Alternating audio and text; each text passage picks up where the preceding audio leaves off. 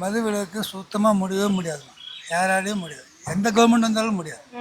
ஏன்னா குடிக்கிறவங்க ஜாஸ்தி ஆகிட்டாங்க. ஒரு நாளைக்கு 200 சம்பாதிக்கிறாங்கன்னா 100 கடன் வாங்கி 300 குடிச்சுன்னு இருக்கு. அதனால் குடிக்கிறத நிறுத்துறதுங்கிறது ரொம்ப கஷ்டம். கவர்மெண்ட் எந்த கவர்மெண்ட் வந்தாலும் சரி, யார் வந்தாலும் கொஞ்சம் கொஞ்சமாக கம்மி பண்ணணும்னு நினைப்பாங்க. அது முடியுமான்றது ரொம்ப கஷ்டம். சாத்தியம் இல்லைன்னு சொல்ல முடியாதுமா, சாத்தியம் பண்ணி ஆகணும், பண்ணணும். ஏன்னா பல குடும்பம் சீரழிக்குது இதனால. சரிங்களா? இப்போ பார்த்தீங்கன்னா காலையில் ஒரு 12:30 2 மணிக்கு மதியானம் மேலே பார்த்தீங்கன்னா ரோட்டில் குடிச்சிட்டு கிடக்கும்போது ரோட்டை பார்க்கும்போது நமக்கு பரிதமாக இருக்குது. சுயநலம் இல்லாமல் அப்படியே ஊந்து கிடக்குறாங்க. அது பார்க்கும்போது என்ன ஆகுதுன்னா நமக்கு அவங்க குடும்பம் எப்படி நடத்துவாங்கன்னு தெரியல.